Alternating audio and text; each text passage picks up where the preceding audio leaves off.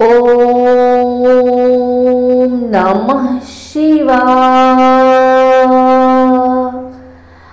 आइए सुनते हैं श्रावण मास में तीसरे दिन तीसरे ज्योतिर्लिंग महाकालेश्वर की यह कथा। उज्जैनी में राजा चंद्रसेन का राज्य था। वह भगवान शिव के परम भक्त थे। शिवगणों में मुख्य मणिभद्र नामक गण उनका मित्र था। एक बार मणिभद्र ने राजा चंद्रसेन को एक अत्यंत तेजोमय चिंतामणि प्रदान की। चंद्रसेन ने इसे गले में धारण किया तो उसका प्रभामंडल तो जगमगा ही उठा। साथ ही दूरस्थ देशों में उसकी यश कीर्ति बढ़ने लगी। उस मणि को प्राप्त करने के लिए दूसरे राजाओं ने प्रयास आरंभ कर दिए। कुछ ने प्रत्यक्ष मांग की, कुछ ने विनती की। चूंकि वह राजा की अत्यंत प्रिय वस्तु थी, अतः राजा ने वह मणि किसी को नहीं दी। अंततः उन पर मणि आकांक्षी राजाओं ने आक्रमण कर दिया। शिवभक्त चंद्रसेन भगवान महाकाल की शरण में जाकर ध्यान मग्न हो गया। जब चंद्रसेन समाधिस्थ था तब वहां कोई गोपी अपने छोटे बालक को साथ लेकर दर्शन हेतु आई। बालक की उम्र थी 5 वर्ष और गोपी विधवा थी। राजा चंद्रसेन को ध्यान मग्न देखकर बालक भी शिव की पूजा हेतु प्रेरित हुआ। वह कहीं से एक पाषाण ले आया और अपने घर के एकांत स्थल में बैठकर भक्तिभाव से शिवलिंग की पूजा करने लगा। कुछ देर पश्चात उसकी माता ने भोजन के लिए उसे बुलाया, किंतु वह नहीं आया। फिर बुलाया, वह फिर नहीं आया। माता स्वयं बुलाने आई तो उसने देखा बालक ध्यान मग्न बैठा है और उसकी आवाज सुन नहीं रहा है। तब क्रुद्ध हो माता ने उस बालक को पीटना शुरू कर दिया और समस्त पूजन सामग्री उठाकर फेंक दी।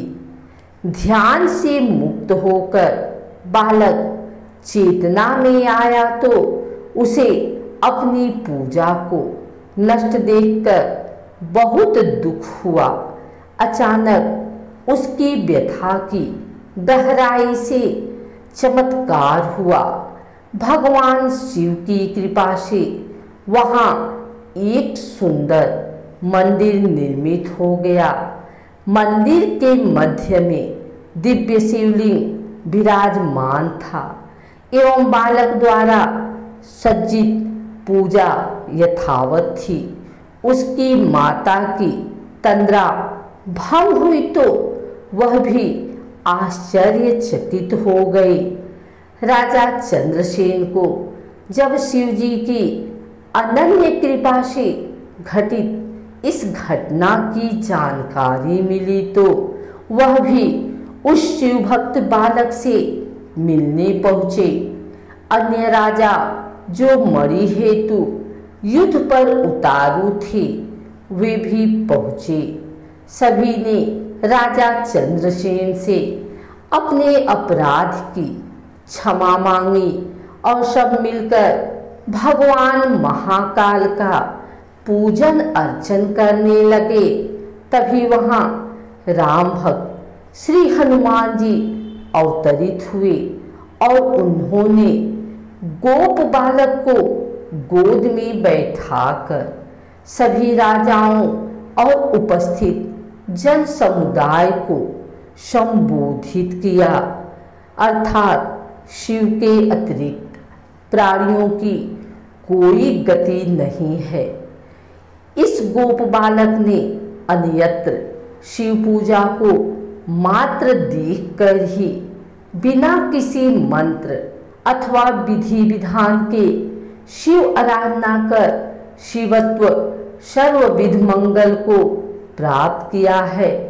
यह शिव का परम श्रेष्ठ भक्त समस्त गोपजनों की कीर्ति बढ़ाने वाला है। इस लोक में यह अखिल अनंत सुखों को प्राप्त करेगा व मृत्युपरंत मोक्ष को प्राप्त होगा। इसी के वंश का 8वां पुरुष महायशस्वी नंद होगा, जिसके पुत्र के रूप में स्वयं नारायण कृष्ण नाम से प्रतिष्ठित होंगे। कहा जाता है भगवान महाकाल तभी से उज्जैनी में स्वयं विराजमान है। हमारे प्राचीन ग्रंथों में महाकाल की असीम महिमा का वर्णन मिलता है। महाकाल साक्षात राजाधिराज देवता माने गए हैं। आइए जानते हैं कैसे करें महाकाल की पूजा। सुबह सवेरे नित्य कर्मों से निवृत्त होकर किसी भी शिव मंदिर में जाएं। वहां शिवलिंग पर सबसे पहले जल चढ़ाएं। इसके बाद भांग मिला हुआ कच्चा दूध चढ़ाएं, फिर गन्ने का रस चढ़ाएं। साथ ही ओम नमः शिवाय मंत्र का जप करते रहें। मंत्र का उच्चारण आप अपनी श्रद्धा अनुसार 11, 21, 51 या फिर 108 बार कर सकते हैं। ओम नमः शिवाय मंत्र के जप के बाद अन्य मंत्र का भी जाप आप कर सकते हैं।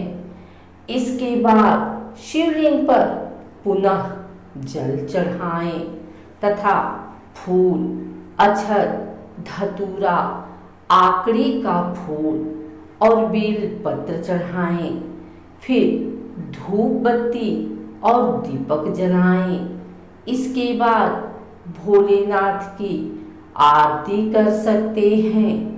अगर आपको हमारी वीडियो अच्छी लगी हो तो हमारे चैनल को सब्सक्राइब करके बेल नोटिफिकेशन ऑल पर सेट कर लें, ताकि आगे आने वाली वीडियो सबसे पहले आप तक पहुंच सके।